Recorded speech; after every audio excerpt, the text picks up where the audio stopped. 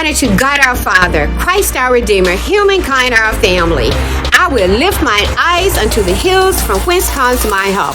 My help comes from the Lord, which made heaven and earth. Hello, and welcome again to TYREETALK. I am woman, hear me roar. Strength and honor are her clothing. She shall rejoice in time to come. She opens her mouth with wisdom, and on her tongue is the law of kindness. Proverbs 31, verses 25 through 26. The month of March, throughout the world, we celebrate the strength and resilience of women throughout history.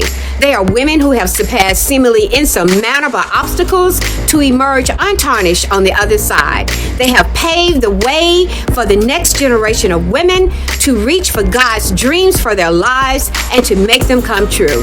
Every great dream begins with a dreamer. Always remember, you have within you the strength, the patience, and the passion to reach for the stars to change the world. Harriet Tubman, abolitionist, humanitarian, and former slave, said those words. My best friend, former First Lady Siobhan Shamley Dixon of Tuscaloosa, Alabama, and I were fondly remembering our fourth grade music teacher recently, who brought her friend to our class to speak about music, then sing to us. That friend was the renowned Marian Anderson. The teacher's name is Zelpha Storey Wells, who has taught generations of children the joy of music. A gifted woman from the age of 5, Miss Wells could play any song she heard. She has dedicated her life to her passion for music and her passion to pass it on to children who long to learn piano or guitar. Miss Wells has spent over 50 years giving thousands of minority and disadvantaged children the gift of music. It was her calling to show children that if they can accomplish learning to play the piano, they can accomplish anything. Zelpha Storey Wells was inducted into the Alabama Jazz Hall of Fame in 1986. In 1997, she was featured in Time magazine as a local hero. Her life story depicts the beauty of a woman whose gift of music became a calling to pass that gift to others, not for fame or fortune, but for the benefit of using her God-given gift to bless others with her quiet manner, loving heart, and musical talent. Until next time, have a great day.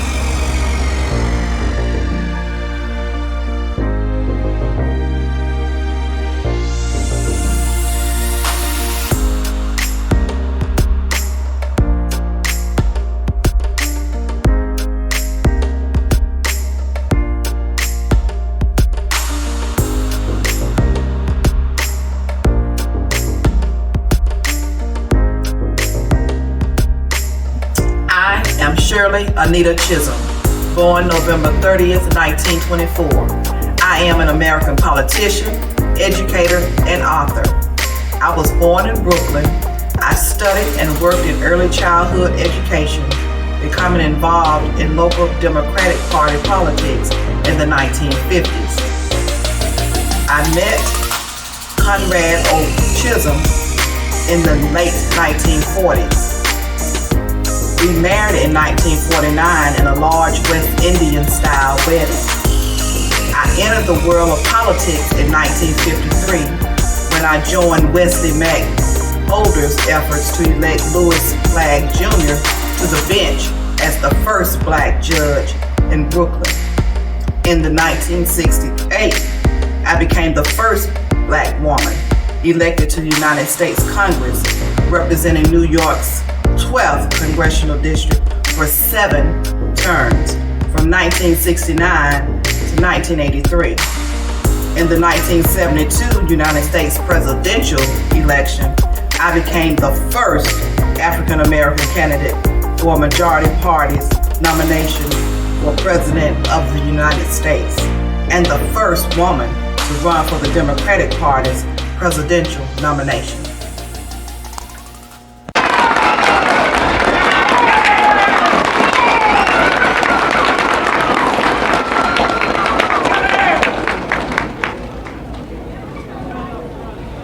I stand before you today as a candidate for the Democratic nomination for the presidency of the United States of America.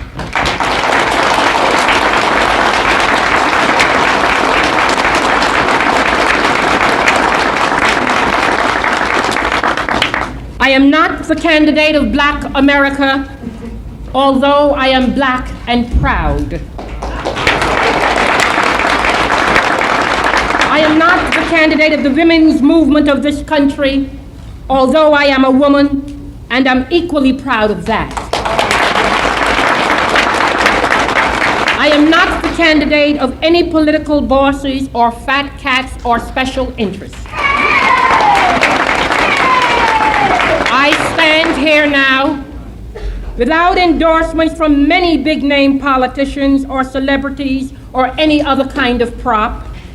I do not intend to offer to you the tired and glib cliches which for too long have been an accepted part of our political life. I am the candidate of the people of America.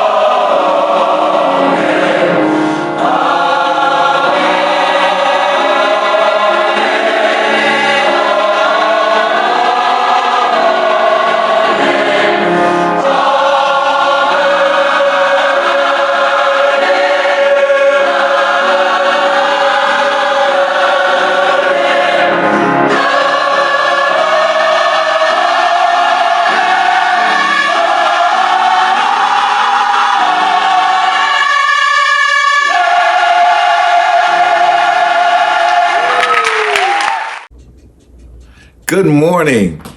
I greet you in the name of Him who does more than we could ask or think or even imagine.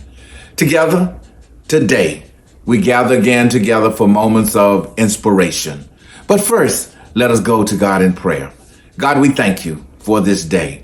We thank you for keeping us and upholding us and strengthening us and lead us and guide us through these strange and terrible times. Lord, we just praise your name because you're worthy of all of our praise. Now, Lord, we ask that you speak. Your servants are listening. Lift your human out of self. Hide me behind the cross. Speak through me and to me. And let something be said that will change a heart, uplift the spirit, and compel someone to come running, saying, what must I do to be saved? Lord, we thank you. We praise you. And we magnify your holy name. For it's in Jesus' name we pray. Amen.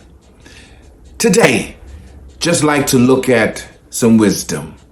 We want to look at Proverbs 30. Going to look at verses 24 through 27. Hear now the word of the Lord.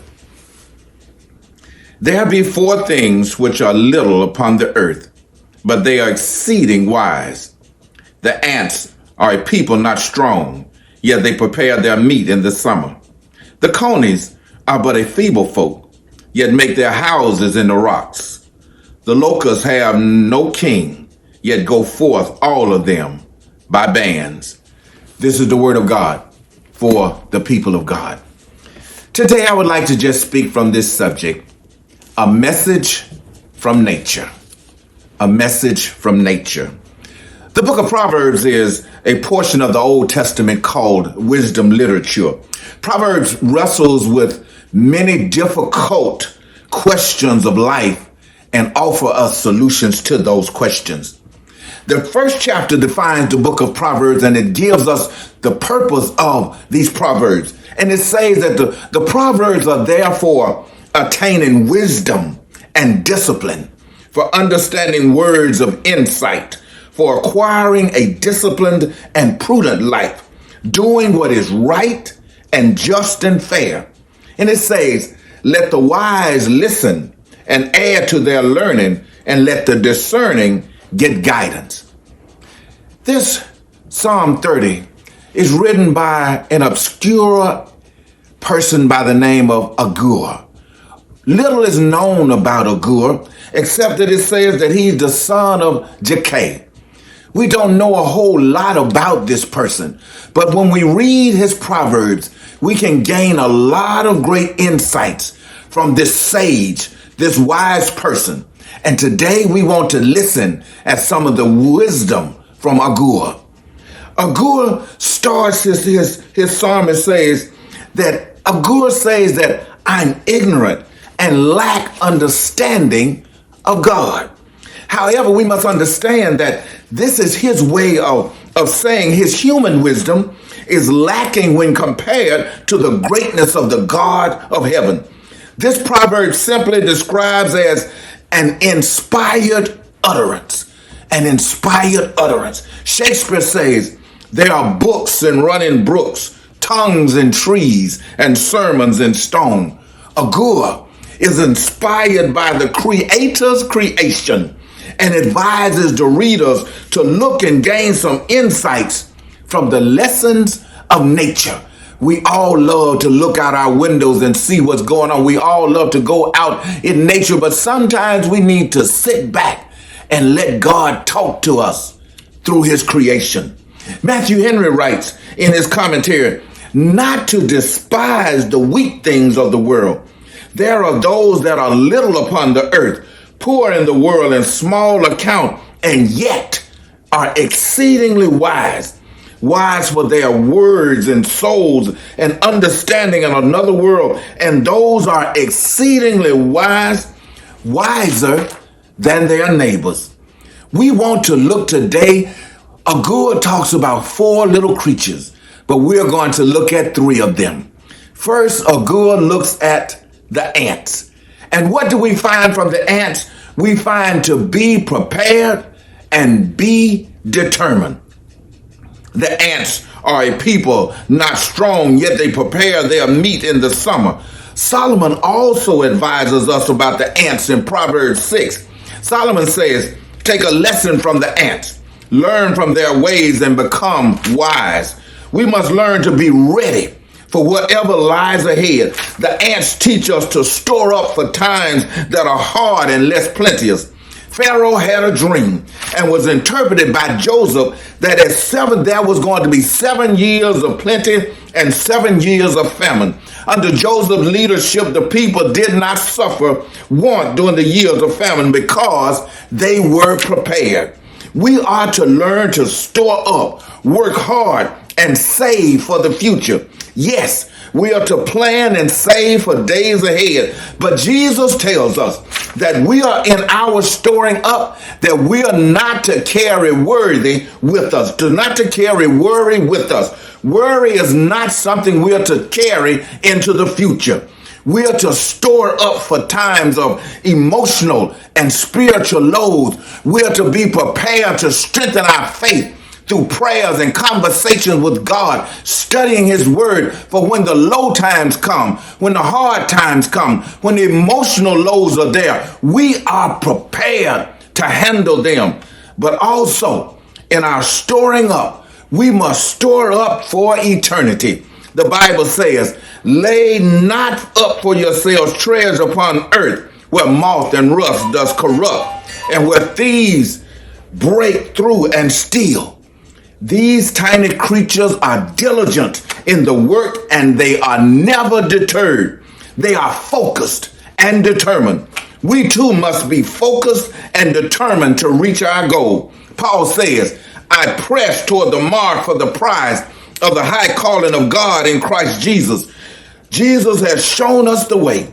Therefore, we must press on. Even when the way gets hard, press on. And let us not get weary in well-doing, for in due seasons we shall reap if we faint not. Be ye steadfast, unmovable, always abounding in the work of the Lord, for as much as ye know that your labor is not in vain.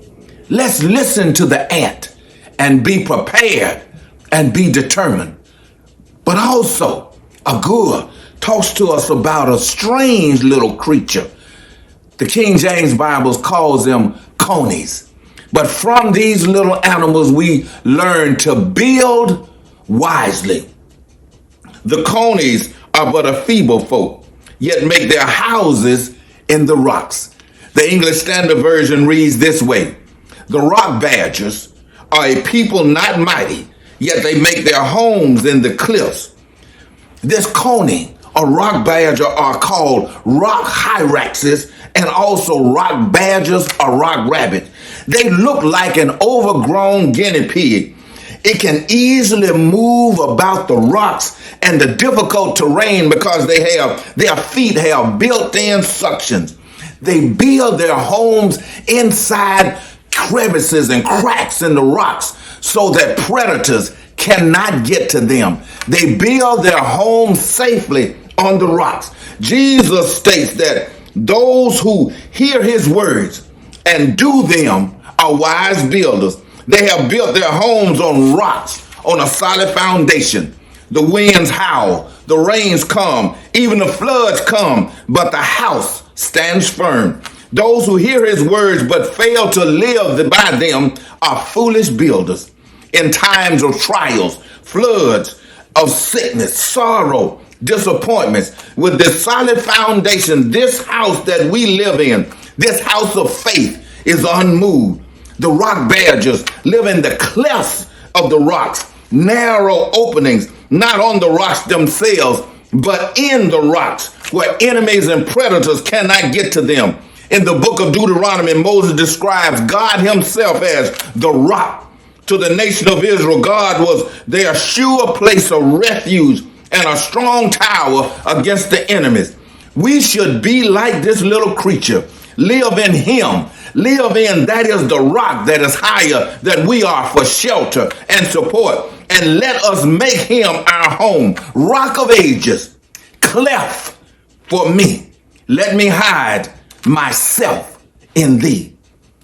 Third and finally, Agur looks at the locusts. And from the locusts, we learn cooperation and unity. The locusts have no king, yet they go forth all of them by bands. The locusts, they are little also and have no king, but they go like an army in battle, keeping order and being mission focused. Not having a king does not deter them from completing their God-given mission. They are all working with one aim and under strict discipline. Cooperation is the key. It means collaboration between people who assist each other to achieve common goals. In Paul's letters to the Romans, he writes, "Now may the God who gives perseverance and encouragement grant you to be on the same mind with one another according to Christ Jesus, so that with one accord you may be one voice, glorifying the God and Father of our Lord Jesus Christ." We must remember that uniformity is not unity. Being dressed alike is not a unit.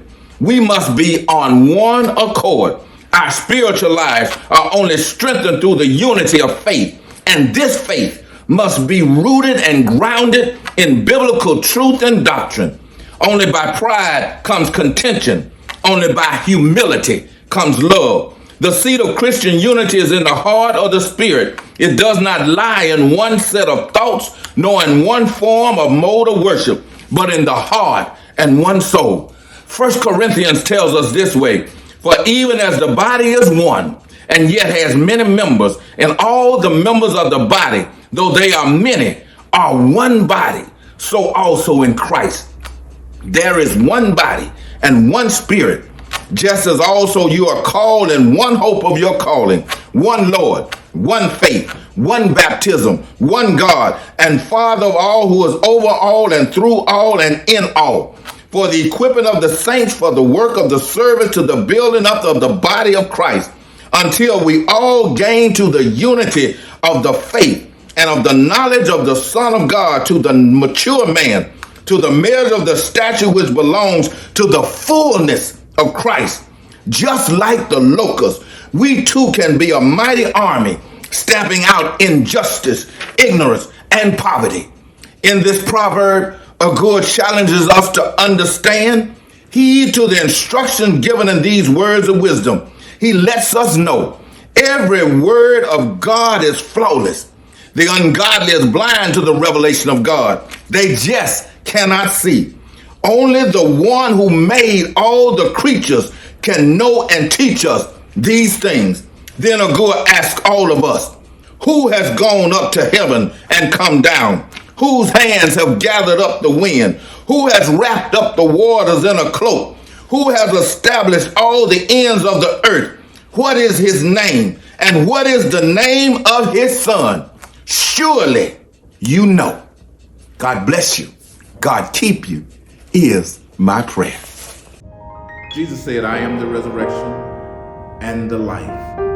Maybe there's someone out there that is seeking salvation. Someone who is looking for Jesus, who would like to become a part of the baptized believers in Jesus Christ. If you are looking for him, there's only a couple of things that you need to do.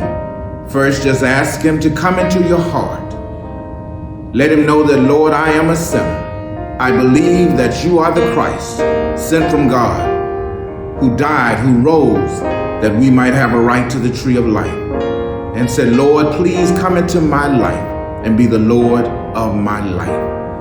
That's all it takes to be saved. Seek him while he may be found. Beloved, until we're able to gather together again, the Lord bless and keep you. The Lord make his face to shine upon you and be gracious unto you. The Lord lift up his countenance upon you and give you peace.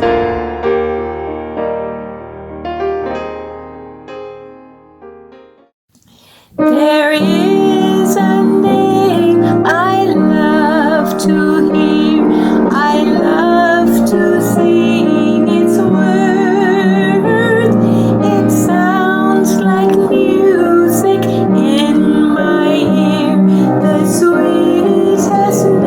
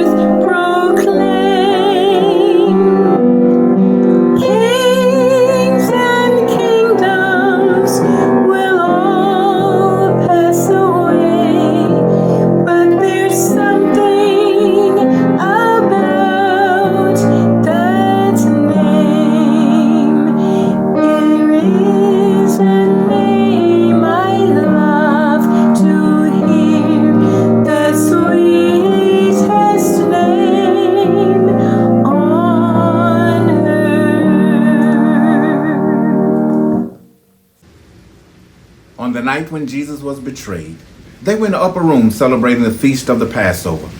And Jesus told his disciples, I have a new testament for you. And Jesus took the bread and he broke it. He lifted up and blessed it and said, this is my body, which is broken for you.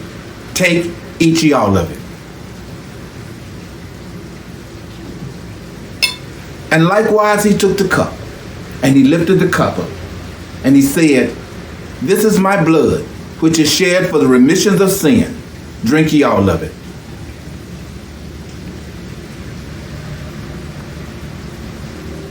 To God be the glory for all of the wonderful things he has done.